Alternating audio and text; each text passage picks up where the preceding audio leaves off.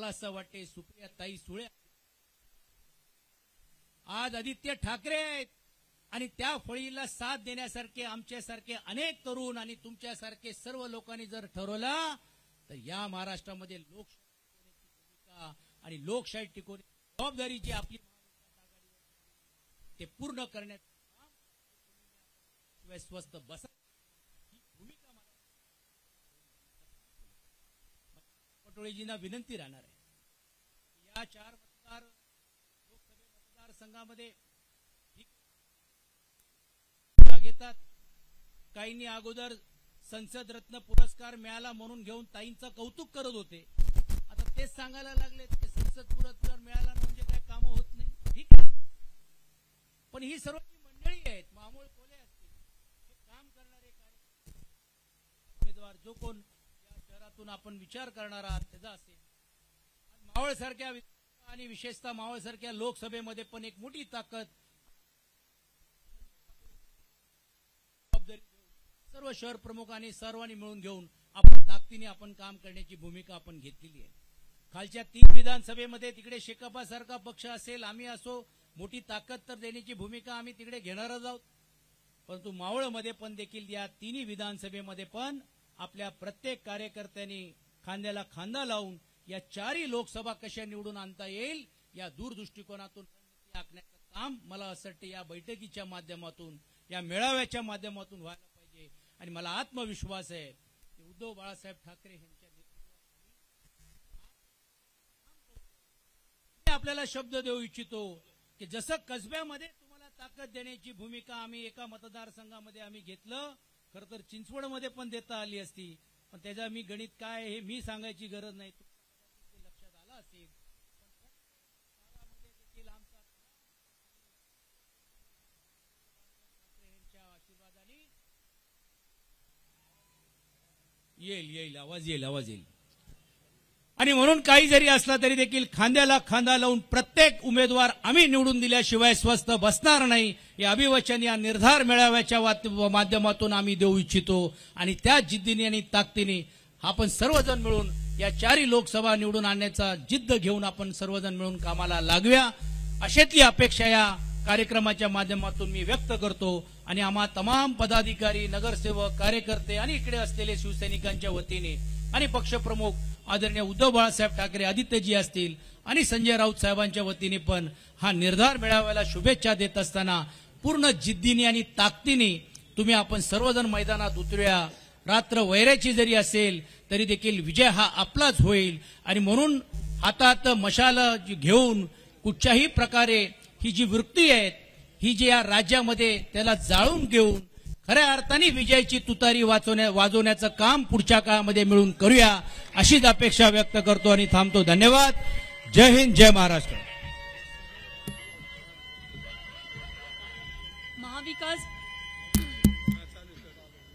महाविकास आघाडी आणि India front यांच्या वतीने मी सचिनजी यांचे मनपूर्वक आभार मानते. काँग्रेस पक्षाला संजीवनी देण्यासाठी राजकीय कारकिर्दीमध्ये हातात सत्ता असताना खुर्ची मोह न ठेवता संघटनेस वाहून घेणारे आदरणीय नानाभाऊ पटोले यांना मी विनंती करते की यांनी व्यासपीठावर आपले मनोगत व्यक्त करावे.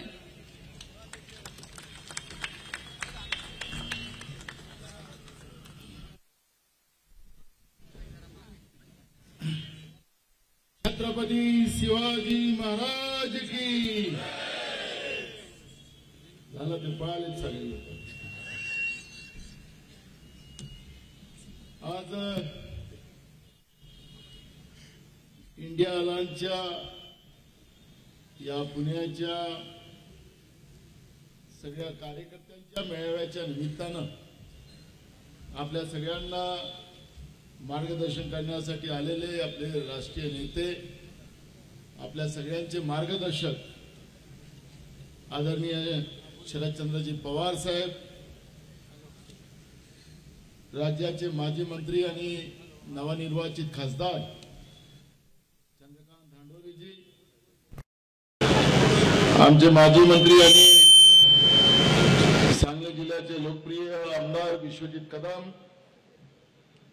आमच्या काही त्यांनी भाषण देऊन गेलं त्या ठिकाणी. त्या बारामतीच्या लोकप्रिय खासदार श्रीमती आमच्या सुळेताई, दुसऱ्या आमच्या खासदार वंदनाताई चव्हाण, न्यायमूर्ती विजय कोळसे पाटील, आदरणीय आमचे मित्र माजी मंत्री आणि नाशिक आपल्या पुणे विभागाचे शिवसेनेचे प्रमुखच म्हणायचे नाही कळले वर्ग प्रमुख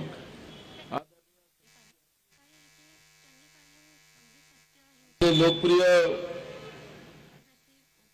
पुणे ग्रामीणचे आमदार आणि काँग्रेसचे पुण्याचे अध्यक्ष संजय जगतापजी, दुसरे आपले कसब्याचे दंगाखोर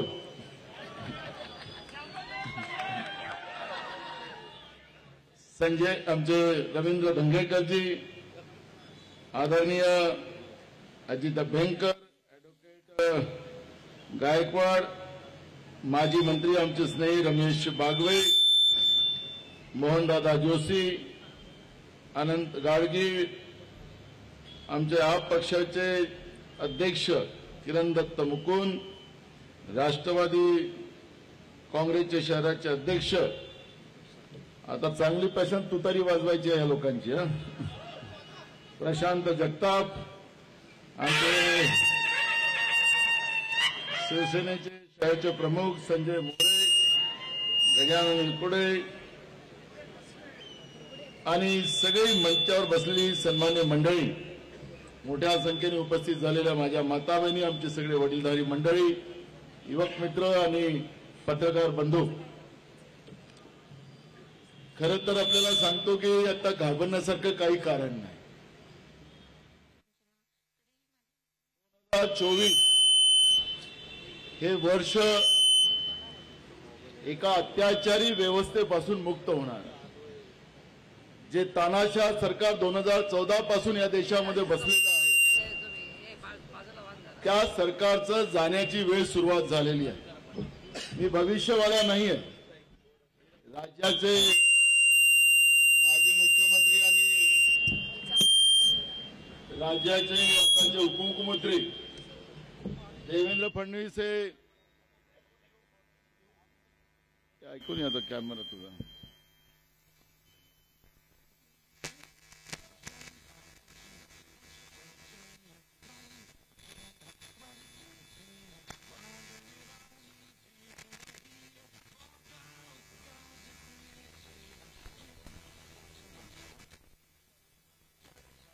देवेंद्र फडणवीस हे भविष्यवाणी करतात, खोटी करतात. मी भविष्यवाला नाही आहे, पण मी आपल्याला या निमित्तानं सांगतो, दक्षिणेतले दारं बंद झाली भाजपची. ज्या बिहारवर त्यांचं जसं महाराष्ट्रामध्ये खोक्याचा प्रकार केला, संविधानिक व्यवस्थेची तोडमोड केली आणि राज्यपालाच्या महत्वाच्या पदावर बसलेल्या लोकांकडून जे संविधानाचं रक्षण करण्यासाठी जे बसवलेले जातात, सरळ राष्ट्रपतींच्या डायरेक्ट कनेक्शन मध्ये असतात आणि त्यांना त्या राज्यामध्ये संविधानाचं सरकारकडून काही चुकी झाली तर त्यांना सरळ करण्याची जबाबदारी माननीय राज्यपालांकडे असतात.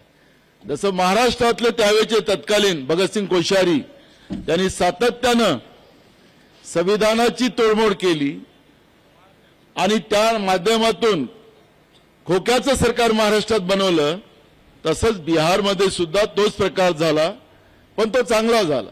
जे झालं ते चांगलं झालं.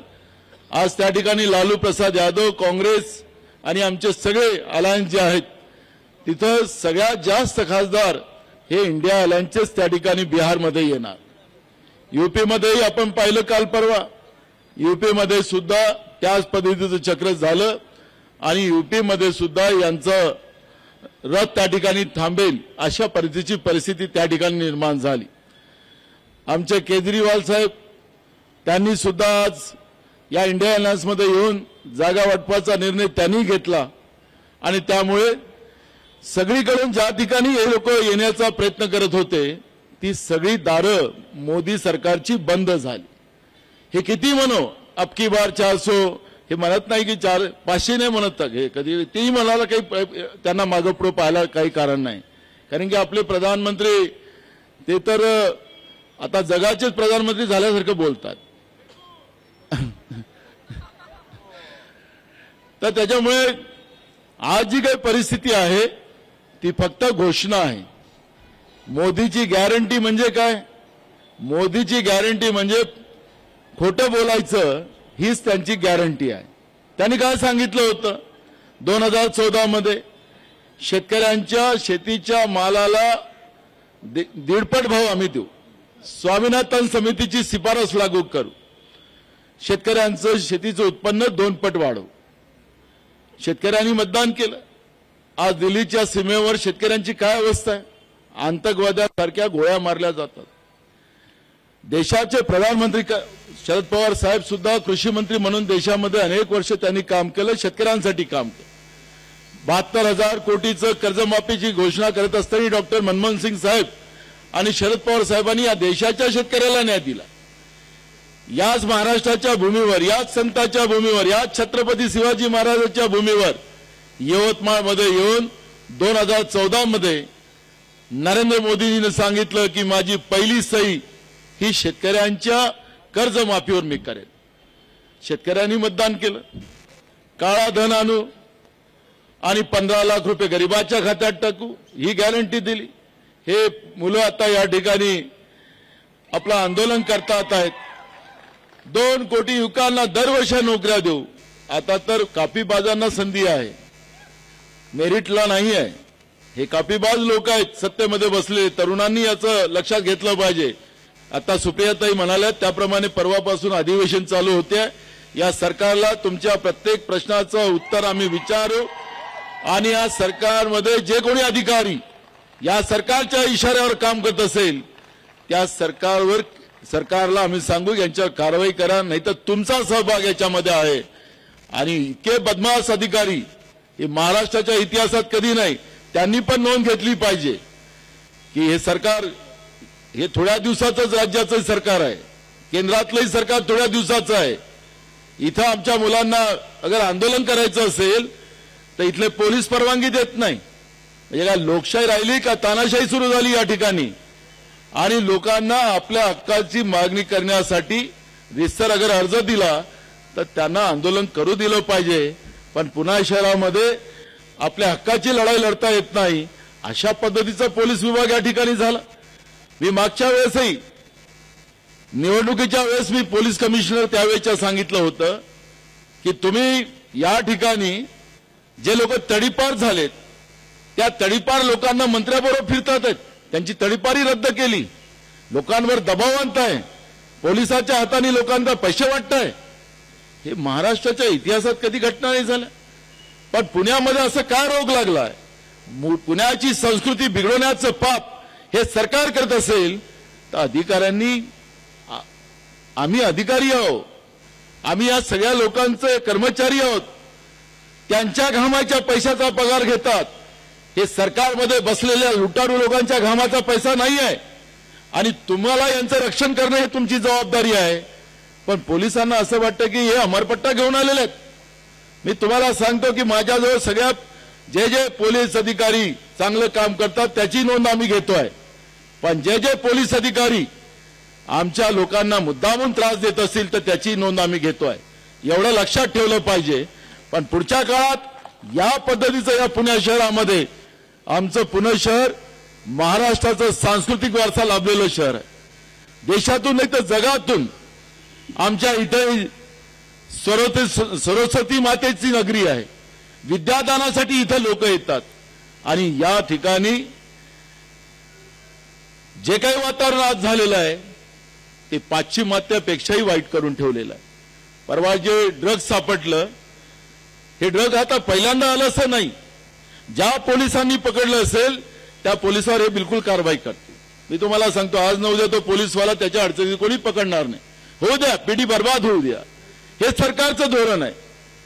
पण मी पोलिसांना सांगतो की नोकरी गेली तरी चालेल आमचं सरकार तर पुन्हा तुम्हाला रिवॉर्ड आम्ही तुमचं प्रमोशन करू, पण माझ्या या पुण्याला, माझ्या महाराष्ट्राला या ड्रग्जच्या वेक्यात माझी ही नवीन पिढी खराब झाली नाही पाहिजे याची काळजी घेण्याची जबाबदारी आपली सगळ्यांची आहे. आज या पद्धतीनं या महाराष्ट्राला बर्बाद करण्याचं पाप हे लोक करताच असतील तर याच्यासाठी आपल्याला सज्ज झालं पाहिजे. मी आज साताऱ्याला गेलो होतो सकाळी.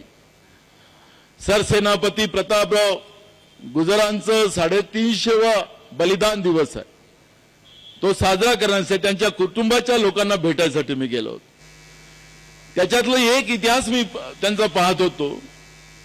सरसेनापती प्रतापसिंग गुजर साहेबांचा ज्यावेळेस छत्रपती शिवाजी महाराजांच्या गेल्यानंतर त्यावेळेस राजाराम महाराजांनी त्यांना एक प्रस्ताव दिला आणि त्या प्रस्तावामध्ये असं सांगितलं की शिवाजी महाराज गेलेत, आता आपण राज्य वाटून घेऊ, असा प्रस्ताव त्यांना आला.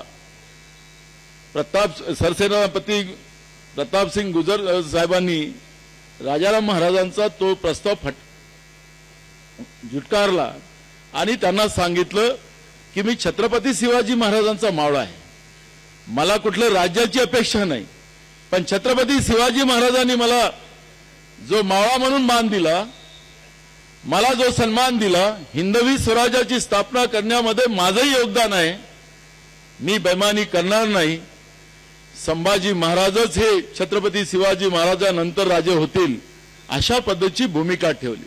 पण आज आपण पाहतोय महाराष्ट्रामध्ये ज्या छत्रपती शिवाजी महाराजांचं नाव घेऊन सत्तेमध्ये आलेली लोक, खोटारडे लोक, अरबी समुद्रामध्ये छत्रपती शिवाजी महाराजांचं भव्य प्रतिमा उभी करू असं प्रधानमंत्र्यांच्या हाताने भूमिपूजन झालं. आज काय आहे का कुठे आपण पाहतोय अरबी समुद्रात? त्याचं काही घेणं देणं नाही या लोकांना. फक्त निवडणुकीमध्ये छत्रपती शिवाजी महाराजांचा नावाचा उल्लेख करायचा आणि सत्तेत आल्यानंतर वाटा आपल्याला कसा मिळेल, खोक्यांचा वाटा कसा मिळेल, हे खोक्याचं सरकार महाराष्ट्रात आज आलेलं आहे. सांगितलं भोपाळमधून प्रधानमंत्र्यांनी 70,000 कोटीचा भ्रष्टाचार केला. परवा लोकसभेमध्ये आता सुप्रियाताई सांगत होते त्याप्रमाणे आदर्श घोटाळ्याचा उल्लेख प्रधानमंत्र्यांनी केला. इकडे आरोप करायचा, दुसऱ्या दिवशी मंत्रिमंडळात घ्यायचं, दुसऱ्या दिवशी राज्यसभेत घ्यायचं, भ्रष्टाचार मुक्त करायचं यांचा कुठलाही विचार नाही. यांना हा देश, देशातली सगळी व्यवस्था ही भ्रष्टाचार युक्त करायची आहे आणि जनतेला लुटायचं आणि जनतेचे पैसे मुठभर लोकांच्या घरात टाकायचा, हे धोरण या लोकांनी अपनावलेलं आहे. आणि म्हणून अशा या परिस्थितीमध्ये समविचारी सगळे पक्ष येऊन देशाचं संविधान हे आमचं सगळ्या देशाच्या संविधानाला वाचवणं, देशाची लोकशाही वाचवणं हे तुमचं आमचं सगळ्यांचं कर्तव्य बनते. आणि म्हणून या ठिकाणी आम्ही सगळे लोक एकत्रित येऊन या देशामध्ये ज्या पद्धतीनं छत्रपती शिवाजी महाराजांनी पाया रोवला होता सुराज्याचा, तो सुराज्याचा पाया पुन्हा उभा करण्याचा एक संकल्प घेऊन आपण सगळेजण इथं एकत्रित आलेलो. आणि म्हणून एकत्रित जेव्हा आपण येतोय तर मनात हा किंतु परंतु हा विषय नसला पाहिजे. आप असेल, शिवसेना असेल, काँग्रेस असेल, शरद पवार साहेबांचा गट असेल, इंडिया अलायन्स मधले सगळे आमचे मित्र पक्ष असतील, कम्युनिस्ट असेल, समाजवादी पक्ष असतील, शेका असेल, या सगळ्या पक्षाच्या लोकांनी एकत्रित येऊन, कारण की 2014-2019 मतविभाजन मोठ्या प्रमाणात झालं. काही लोकांना मतविभाजनासाठी व्यवस्था अलग करून ठेवली आणि मतविभाजनाच्या आधारावर ही व्यवस्था या देशामध्ये सत्तेत आली. मी आज साताऱ्याला गेलो होतो. माईसाहेब आंबेडकर म्हणून या स्वातंत्र्य सेनानी होत्या, त्यांच्या कुटुंबातही अनेक लोक स्वातंत्र्य सेनानी झालेत. 85व्या वर्षी त्यांचा मृत्यू झाला. आज त्यांचं शुद्धीकरणाचा त्यांच्याकडे कार्यक्रम चालू होता आणि मी तिथं त्यांच्या घरी गेलो. घरी गेल्यानंतर पूजा चाललेली होती. भटजी त्या ठिकाणी पूजा करत होते आणि त्यांचा मोठा मुलगा एकटा बसून ती पूजा करत होते. मी भटजीला विचारलं की एकट्यालाच का बसवलं, दोघांनाही बसवायला पाहिजे होतं. ते म्हणाले की जिथपर्यंत शुद्धीकरण होत नाही तिथपर्यंत जोडीनं बसता येत नाही. म्हटलं आमच्या इथे तर बिना शुद्धीकरणाने राम मंदिराचा कार्यक्रम झाला,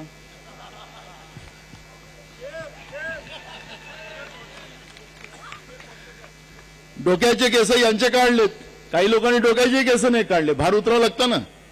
हिंदू धर्म, सनातन धर्माचं काय, मी हिंदू आहे, सनातन धर्म आम्हाला काय शिकवतं? आखरी या सनातन धर्मामध्ये आता हिंदूचा गवगव करून हिंदूचं राज्य आणायचं, हिंदू राष्ट्र आणायचं. जे सनातन धर्माचं रोज त्या धर्माला कलंक लावण्याचं काम करतात त्यांना हिंदूचं राष्ट्र आणायचं काय काय बोलायचा अधिकार काय? आणि म्हणून मी आपल्याला सगळ्यांना सांगतो की यांना हिंदू आणि मुसलमान याचा काही नाही. शिवाजी महाराजांचा इतिहास आपण पाहिला, आपण शिवाजी महाराज आमचं दैवत आहे. शिवाजी महाराजांनी कधी हा फरक नाही केला, हा मुसलमान आहे, हिंदू आहे, तो 12 बलुतेदार आहे, हे छत्रपती शिवाजी महाराजांनी कधी केलं नाही. पण याच महाराष्ट्रामध्ये त्या पद्धतीची व्यवस्था निर्माण करून तो मुसलमान आहे त्याच्यावर कारवाई करा, तो आमचा नाही हिंदू असेल पण त्याच्यावरही कारवाई करा, तो 12 बलुतेदार आहे त्याच्यावर कारवाई करा. 2014 मध्ये या फडणवीसला उत्तर विचारायचं, तोच खूप पुंगी फुगत राहतो. या पिपारीनं, या तुतारीनं त्याला आता तुम्हीच विचारायचं आहे.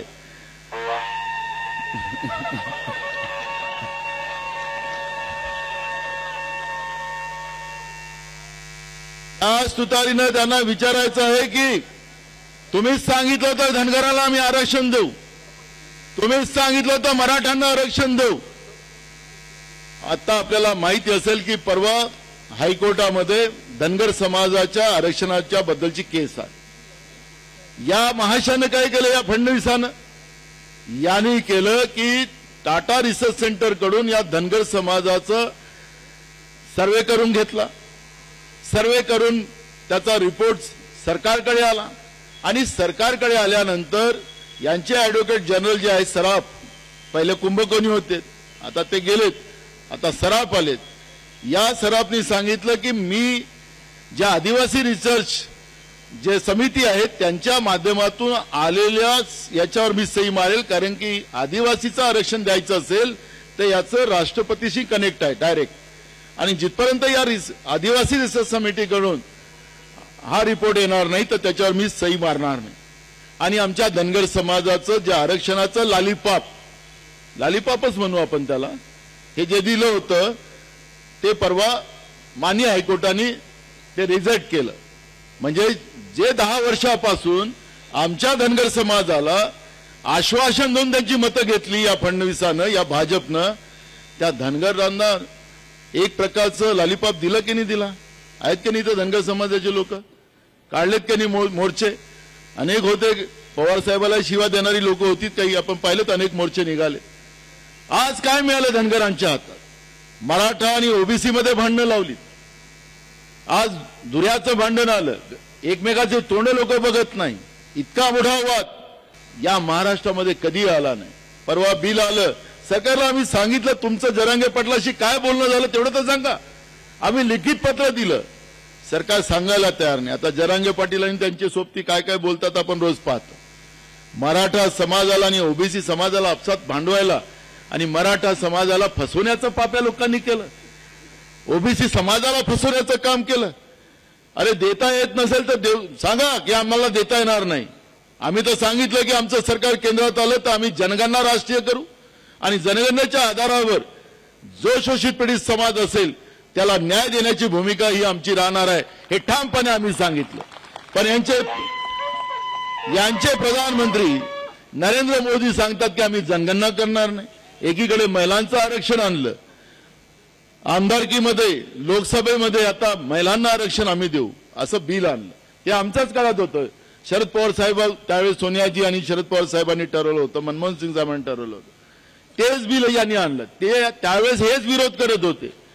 प्रश्न विचारला लोकसभेमध्ये की बाबा कुठल्या आधारावर, कुठल्या जनसंख्येच्या आधारावर आणणार तुम्ही, कुठल्या सेन्ससच्या आधारावर आणणार? कारण की आता 2021 ची सेन्सस व्हायला पाहिजे होता, तो झाला नाही, अजूनपर्यंत करायला तयार नाही. ते म्हणाले की आता 2029 मध्ये आम्ही करू. यांच्या बापाचं आहे. अहो संविधानामध्ये सेन्सस हा दर 10 वर्षांनी करायचा असतो आणि तेव्हाच तुम्हाला जे शोषित पीडित समाज असेल त्या सेन्ससच्या आधारावर त्याला न्याय देता येतं. पण यांना वाटेल तेव्हा हे करतील. आणि आता महिलांचं आरक्षण विधानसभेचं आणि लोकसभेचं केव्हा मिळेल की नवीन सेन्सस जो 2029 मध्ये करतील तेव्हा करतील. म्हणजे महिलांना पण एक लॉलीपॉप, लॉलीपॉप तुमच्या हातातच आहे. रोज चम्मच घोटता त्या गॅसवर मारायचं थोडस. सांगायचं तात्पर्य असं की या पद्धतीची गॅरंटी जे सांगतात ना, भाजपवाले काय सांगतात, आता आम्ही मोदीच्या चेहऱ्यावर राहिला का चेहरा? चेहरा राहिला? मग चेहरा संपला. 10 वर्ष या देशाला फसवण्याचं काम त्यांनी केलं. या देशाच्या सीमेवर असलेल्या सैन्याशी बेईमानी या लोकांनी केली. जय जवान जय किसानचा नारा लाल बहादूर शास्त्रींनी दिला. त्या ठिकाणी आपण पाहतो की जवानालाही फसवलं आणि शेतकऱ्यालाही फसवलं. आणि या सगळ्या देशातली व्यवस्था संपवण्याचं पाप त्या भाजपच्या व्यवस्थांनी केलं. या व्यवस्थेला समूळ नष्ट करण्यासाठी ही मूठ आम्ही इंडिया अलायन्सची आपण या ठिकाणी बांधलेली आहे आणि त्यासाठी आपण आज या ठिकाणी एकत्रित आलेलो आहोत. जेव्हा जाहीर सभा होतील त्यावेळेस अनेक मुद्दे आहेत, त्या मुद्द्यावर आपल्याला बोलता येईल. आणि त्याच्यावर मी आपल्याला सांगतो की आज आपल्या सगळ्या इंडिया अलायन्सच्या लोकांना, कारण की आमचे ही जी सोशल मोमेंट जी आहे, सिव्हिल सोसायटी ज्याला आपण म्हणतो, यांनी काम चालू केलं. हे लोकांच्या घराघरापर्यंत जाऊन या भाजपच्या पापाचे पाठ आता लोकांना शिकवायला लागले की यांनी किती पाप केलं. पण आपले सगळे राजकीय पक्षाच्या लोकांनी अजूनपर्यंत त्या पद्धतीची मोहीम केलेली नाही. मी या कार्यक्रमाच्या निमित्तानं आपल्या सगळ्यांना या निमित्तानं सांगतो, जसं आपवाले ते करताच आहेत, पण थोडंसं अजून हे सगळ्यांनी मिळून, आता आपल्याला मूड बांधलेली आपण सगळ्यांनी मिळून यांच्या पापाची धड, कारण की आता पाहिजे त्या पद्धतीचं मीडियावर आपल्याला पाहायला मिळत नाही. सगळे बुकिंग झालेले आता सगळे. त्यामुळे मी त्यांच्यावर काही टीका करणार नाही. बिचारे त्यांचा तो वेगळा विषय आहे, त्याच्यावर मी काही जाणार नाही. पण एवढंच त्या लोकांना आम्ही सांगतो मीडियालाही की आमचं सरकार आलं तर तुम्हाला स्वायत्ता वापस आणून देऊ, एवढं आम्ही तुम्हाला सांगू शकतो. आम्ही आणून देऊ शकतो. राजीव गांधीजींनी आपल्याला स्वायत्ता दिली. मीडिया हा चौथा स्तंभ आहे आपल्या लोकशाहीतला. आणि मीडिया हा नेहमी सरकार चुकीचं करेल तर सरकारच्या प्रशासन असेल तर प्रशासनाच्या बद्दल बोललं पाहिजे आणि त्या पद्धतीचं लोकजागृती केली पाहिजे, लोकांचा आवाज उचलला पाहिजे. हाच आमच्या चौथा स्तंभाचा अधिकार आहे आणि तेच आपल्याला बाबासाहेब आंबेडकरांनी संविधानात त्या पद्धतीचा आणि राजीव गांधींनी त्या काळामध्ये पूर्ण स्वायत्ता त्या काळात त्यांना आणून दिली. पण ठीक आहे, आता गेलेली स्वायत्ता आहे. आमचं सरकार आलं, इंडिया अलायन्सचं सरकार आलं तर पुन्हा स्वायत्ता आणून द्यायचं त्यांना पण ग्वाही दिली. फार घाबरू नयेत त्यांचे मालक, त्यामुळे त्यांनाही तसल्ली देणं ही आपली जबाबदारी आहे. मला वाटतं पवारसाहेब आचारसंहितेच्या नंतर हे आपल्यासोबत येतील म्हणजे लोकांचा आवाज बनतील अशी अपेक्षा करणं काही चुकीचं नाही ठरणार. तर त्याच्यामुळे आचारसंहिता लागल्यानंतर आतापासून मी सांगतो की मोदीचं सरकार आता येणार नाही, इंडिया अलायन्सचं सरकार या देशामध्ये येईल आणि त्या पद्धतीनं या पुण्यनगरीचा आवाज हा पूर्ण देशामध्ये जातो. पुण्याचा खासदार हा इंडिया अलायन्सचा जिंकला तर देशामध्ये सरकार इंडिया अलायन्सचाच येते. आतापर्यंत माझा अनुभव असा आहे, पवारसाहेब बोलतील त्याच्यावर पुण्यावर पवार साहेबांजवळ, पण माझा अनुभव असा आहे की जेव्हा काँग्रेसचा खासदार पुण्यात निवडून आला तेव्हा काँग्रेस म्हणजे तिथं केंद्रामध्ये हे सरकार आलेलं आहे, असाच अनुभव आहे की नाही. पवारसाहेब सांगतील आता त्याच्यावर, पण मी तुम्हाला सांगतो की आपल्याला मूळ बांधून त्या पद्धतीची ही लढाई उभी करणं आपल्या सगळ्यांची जबाबदारी आहे. ही फक्त एक व्यक्ती म्हणून नाही, कोणी उमेदवार म्हणून नाही, आणि आपल्याला सगळ्यांना मिळून या पद्धतीचं एक वातावरण निर्माण करणं हाच आपल्या सगळ्यांची जबाबदारी आहे, सगळ्यांचं कर्तव्य आहे. एवढंच आव्हान मी या ठिकाणी आपल्याला करतोय. तुमचा प्रश्न, तुम्ही हात दुखताय तुमचं मला माहिती आहे, तुमचा प्रश्न मी परवा विधानसभेचं अधिवेशन चालू होते आहे, सरकारला आपण घेऊ त्यांना आणि तुम्हाला न्याय मिळवून द्यायची व्यवस्था करू. तर मी पुन्हा आपल्या सगळ्यांना मनापासून धन्यवाद देतो आणि माझे 2 शब्द पूर्ण करतो. भारत माता की. एबीपी माझा, उघडा डोळे बघा नीट.